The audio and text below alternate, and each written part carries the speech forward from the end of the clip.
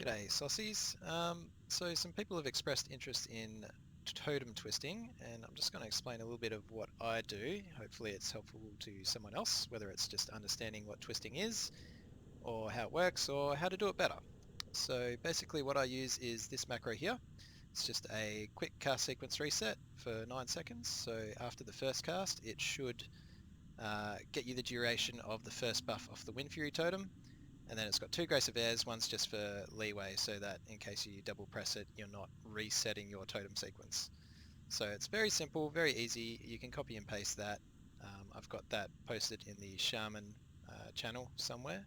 So basically what we're doing here is we're going to drop a Windfury totem, and then that's going to put a short 10-second buff on your party for those who are in range. Then you're immediately going to cast the Grace of Air totem. And then what that's going to do is they're going to have the Windfury buff and the Agi totem buff, and all you're going to see is the Grace of Air totem, so don't freak out. If you're not seeing a Windfury totem, you will have both buffs, so long as it's cast again after 10 seconds. So I've got my macro, I've got it bound to number 4. What I've got with my HUD is I've got dominoes set up, and I've created a big button for my macro as well. And so they're linked. So what happens is when I press 4, it'll change over from Windfury to Agi totem. And then when I press 4 again, it'll then cast the Grace of Air totem. And you'll notice it still stayed on the Grace of Air totem. That's because we've got both of them set up for Grace of Air after the Windfury on our sequence. And then after 10 seconds, you can see it's ready for Windfury again. So as soon as that Windfury button is back up, I know it's ready to recast.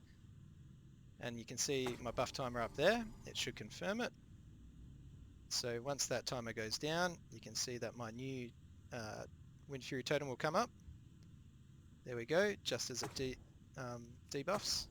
And so what that allows me to do by having the big button is I can keep my own Windfury up, which will get rid of the totem debuff, and I can see what's happening on this totem here. So I know exactly when it's time to recast my Windfury totem based on this button here. So that's what I'm focusing on when I'm looking for what I'm doing with my twisting.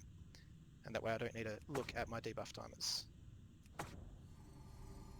So pretty simple. Hopefully that helps some people out there. Yeah, cheers.